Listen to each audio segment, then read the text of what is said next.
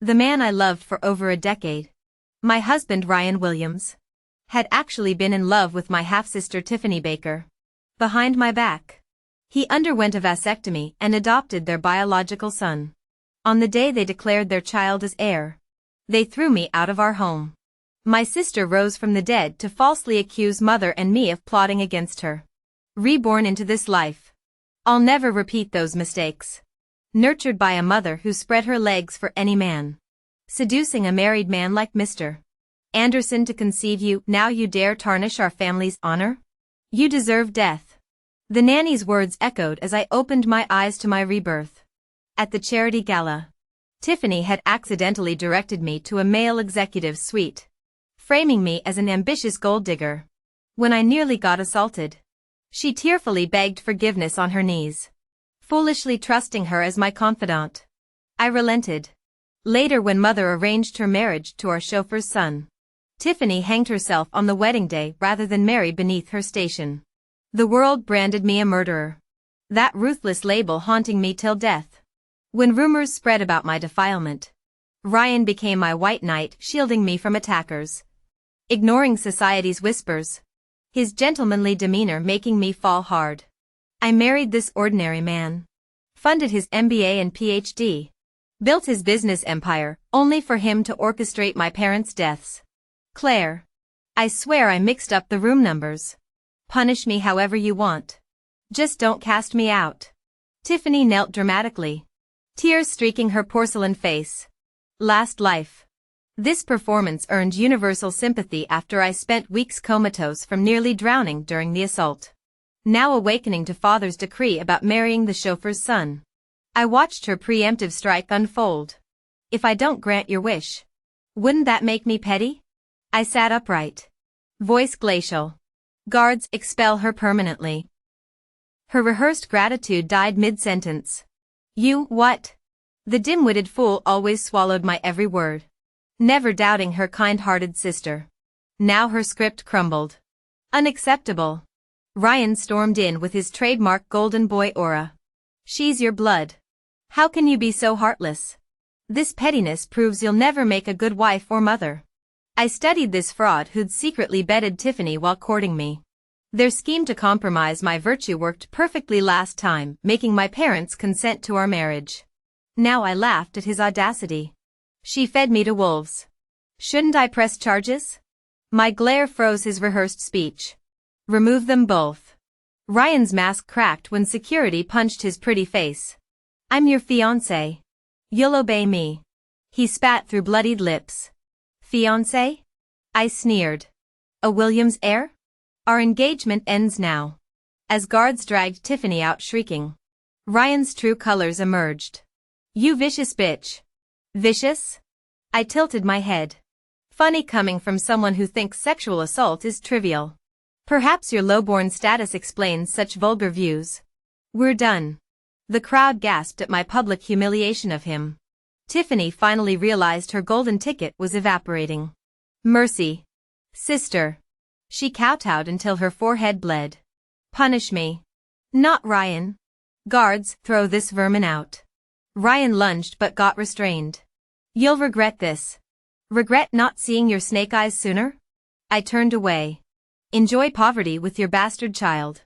As Tiffany's wails faded, I inhaled freedom. Let them rot in the gutter they prepared for me. This time, the Anderson legacy would remain untainted, and these vipers would learn what true ruthlessness meant. She must be filled with regret now, having assumed based on past experiences that I'd forgive her. Tiffany kept pleading desperately in the courtyard, sobbing until she could barely breathe. Her face streaked with tears and snot. The ladylike image she'd carefully cultivated now lay in ruins. Release her. Mr. Clark is coming, came Ryan's voice from behind. His earlier disappearance had been to fetch my father as mediator. I motioned for the bodyguards to let Tiffany go. The girl collapsed weeping in the courtyard's center. Her knees scraped bloody from the stone pavement. Ryan's concerned gaze lingered on her injuries, his brows furrowed with wounded pride, that fragile ego being all an inferior man like him truly cherished. Dad. Mr. Clark. Tiffany wiped her tears. forcing an awkward smile onto her pale face. As the illegitimate child denied the Clark name. She served as household staff attending to me. Permitted only to address her biological father formally. My father owed his current status entirely to my mother's distinguished lineage. Her voice trembled with practiced meekness. This wasn't Claire's fault at all. I brought this upon myself by mixing up the room numbers. Father's eyes dropped to her bleeding knees. Shock flashed across his face before hardening into anger. Claire. How could you become so cruel? To injure your own sister like this? Cruel? I scoffed. She deliberately led me to the wrong room. Nearly costing me my virtue. Banishing her from the estate is merciful. Edward stared at me dumbfounded. You always forgave Tiffany's past mistakes. Why make such a spectacle now? Haven't you embarrassed our family enough already? My previous leniency bred her audacity. Should I let a servant keep humiliating the lady of the house? Tiffany's mind visibly raced before she conjured fresh tears. Gazing imploringly at father. Claire is the rightful Anderson heiress. She may discipline this lowly servant as she sees fit. Father's brow creased with pained affection. Tiffany. No one here considers you a servant. But, she cast a timid glance my way. Eyes wide with feigned fear. Sister Claire, might I still remain? Watching her perform this meek act. Father's jaw tightened. When will your arrogance end? Claire? What fault have you found in Ryan to break off the engagement? In my past life. I'd eventually learned father secretly preferred Tiffany's mother. My mother's social standing prevented him from legitimizing his mistress or seeking divorce. Marrying me advantageously would strengthen mother's position, hence his insistence on wedding me to mediocrity like Ryan. Hoping to weaken mother's influence enough to eventually replace her. Tiffany leaves today. My engagement to Ryan is cancelled. My voice held wintry finality. Ryan's posture stiffened. Even if Tiffany erred. She's apologized. Must you be so heartless? This PhD candidate I'd funded through school now pretended moral superiority. As if his feigned indifference to wealth proved some noble character. Heartless? I echoed. You repeatedly defend Tiffany. Even calling me a venomous shrew. Clearly you're better matched. I'll play matchmaker, let you lovebirds be together properly. Enough. Edward roared.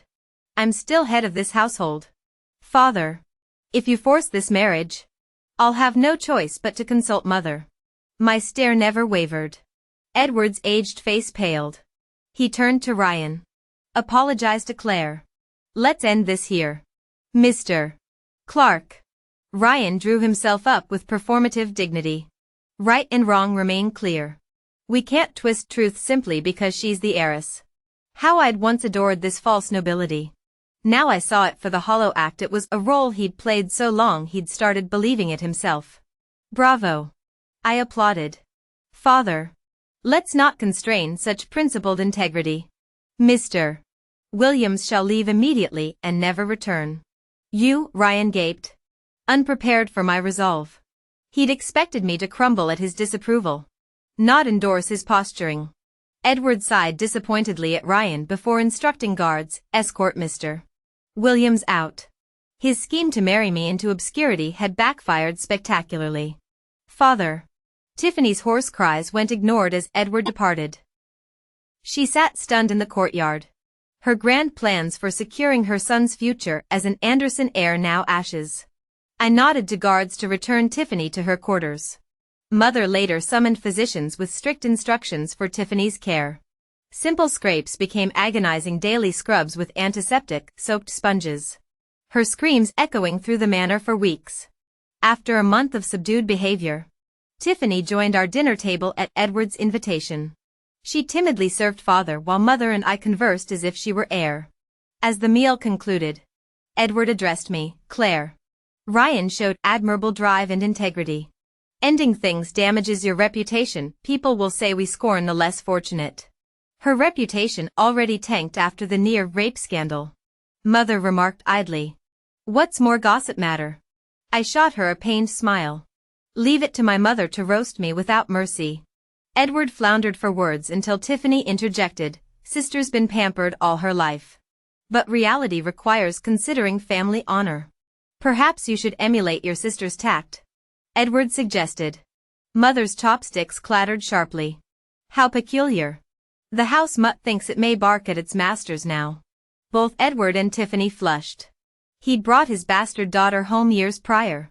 But Mother's billionaire pedigree and business empire ensured Tiffany remained staff.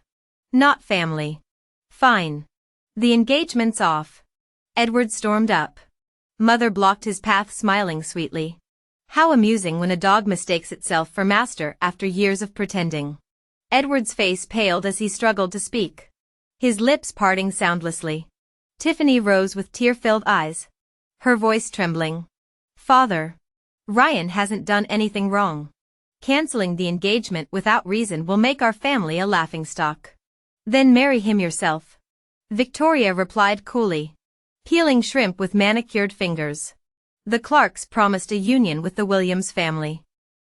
Since you're so eager to prove your loyalty to this family, you should be the bride. Tiffany stared in disbelief. You want me to marry him?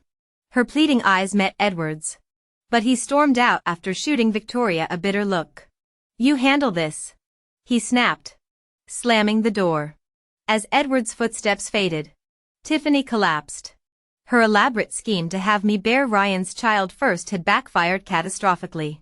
Now she faced permanent exile in a loveless marriage to the mediocre Williams heir.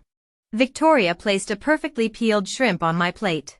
When you first came to us, I vowed not to punish you for your mother's mistakes. You received equal treatment as Claire, education, privileges, everything. But poisoning Claire's medication? That crossed the line. Her eyes turned glacial. I could have found you a decent match. Now you'll reap what you've sown. Why should she get everything while I remain nameless? Tiffany screamed, tears streaking her makeup. Victoria's laughter echoed through the dining room as she departed. Stop gawking and finish your meal, she tossed over her shoulder. See me afterward. I shoveled food into my mouth, knowing better than to test Victoria's patience. Her favorite admonition rang in my ears, I raised you to solve problems, not create them. Lately, she'd become obsessed with my graduate school applications, stacking my desk with GRE prep books. The future belongs to the adaptable, she'd say while reorganizing my study schedule. At Tiffany's wedding reception, the furious bride lunged at me before security restrained her. This should have been your humiliation, she shrieked. Gasps rippled through the black-tie crowd as I calmly revealed her plot to drug me and falsify paternity results. Ryan watched stone-faced throughout the confrontation. I knew his calculus, marrying the Clark family's disgraced illegitimate daughter offered no political advantage. Margaret's horrified expression when I mocked her pretensions was almost worth the years of harassment. Check her virginity, Margaret suddenly demanded, pointing at Tiffany. The crowd erupted in scandalized whispers. Tiffany turned desperate eyes to me. Sister, you have to testify for me. I smiled, smoothing my couture gown. Why ask a literature major for medical verification? Handing my nanny a discreet note, I added, but let's make this proper theater. The arrival of Tiffany's secret love child with Ryan's chauffeur brought the farce to its spectacular conclusion. As Margaret fainted and Ryan fled reporters, I slipped away to finish my thermodynamics homework. Victoria's voice echoed from the study, Claire, have you completed those practice tests? Coming. Mother. I squared my shoulders, ready for the next challenge. The real battle wasn't in ballrooms, but in boardrooms, and I intended to win both. The moment I stopped speaking, Tiffany turned to me with a tense expression. Bring him in. The bodyguard escorted a boy resembling Tiffany into the room. The child immediately ran toward her, crying, Mommy, I'm scared. Tiffany pushed him away in disgust, panic flashing across her face. Don't call me that. I don't even know you. The bewildered boy burst into tears and lunged toward Ryan. Daddy. Ryan froze as his face cycled through shades of purple and crimson. Guests scrambled for better vantage points to witness the drama. Tiffany pointed an accusing finger at me. We're sisters from the same father. If I go down for moral corruption, you'll sink with me. I chuckled dismissively. Who said we're sisters? My father only legally married my mother. As for other women who crawled into his bed, I let the implication hang before adding. Besides, remaining single suits me fine. I don't need male validation to survive. Disgraceful. Utter disgrace. Margaret trembled with rage, rounding on her son. How could you let this shameless harlot seduce you? Ryan hung his head. Mom, it's not what you think. Exhausted by the spectacle, I left the Williams mansion. Behind me, Tiffany knelt begging Margaret for acceptance while Edward seethed with humiliation. His past infidelity had been society's gossip fodder. And now his illegitimate daughter had seduced his legitimate child's fiancé, even bearing an illegitimate child. When Edward stormed into my room later, I met his fury with calm amusement. Didn't you anticipate this outcome when you summoned me? He slammed the table. Your mother spoiled you rotten. Shall we visit her grave so you can explain that personally? I retorted coldly. He left in a huff. 3 days later, Tiffany's child obtained school enrollment through bureaucratic maneuvering. But Margaret maintained iron control over the Williams household. Tiffany became a domestic slave, often going hungry after completing endless chores. Dad. This isn't human existence. Margaret abuses me daily. Tiffany wept during a family visit. Victoria and I sipped tea, observing dispassionately. Though Ryan loved Tiffany, his spineless obedience to Margaret rendered him useless. When Edward dismissed Tiffany's pleas, her desperate gamble failed. If you legitimize me, the Williams would respect the Clark family name. Victoria nearly choked on her tea. Delusional. Margaret's tyranny continued relentlessly. Tiffany collapsed after days of starvation and drudgery, only for Ryan to parrot. Filial piety comes first. Earn your place as a Williams. The Williams' downfall came swiftly. Social ostracization destroyed Ryan's career prospects while Tiffany's child became a bullied recluse, forced into squalid rental housing. The family disintegrated, Margaret selling possessions to survive, Ryan drowning in alcohol, Tiffany surviving suicide attempts through sheer luck. Meanwhile, I prepared to marry Lucas, heir to Suntech Corporation. His parents treated me like royalty, hiring staff to handle all domestic duties. Though Lucas' paralysis prevented physical intimacy, his gratitude translated into granting me full control over household affairs and financing my graduate studies. When I later asked Victoria why she chose Edward, she shrugged. Society chains women to male approval. I needed someone compliant. Her diamond bracelet caught the light as she added. Never forget, true power comes from controlling the purse strings, not chasing fleeting romance. I chose Edward because he was an orphan with a gentle temperament. And I'd been captivated by his appearance back then. Little did I know he'd still disappoint me. Later, Victoria gave me a hospital address that could cure Lucas' leg injury. Her voice remained calm over the phone as she said she was leaving. That she didn't belong to this world.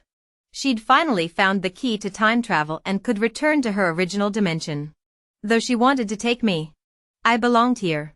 She urged me to live authentically. I never understood her strange phrases growing up. After hanging up, I accompanied Lucas to the hospital. Between studies and treatments, life became hectic. Time rewarded our perseverance. Lucas regained full mobility. Standing before me, he poured out his heart. That night, we truly became husband and wife. When I tried sharing the news, Victoria's phone rang unanswered. Rushing home, I discovered she'd passed. Edward showed no grief. A week after her death, he married Margaret. I watched coldly as he erased all traces of Victoria. With the Clark Group's collapse, I lost my status as heiress. Without connections, I might have been cast out had I not married Lucas. Victoria always said adversity reveals true love. She'd deliberately chosen him for me.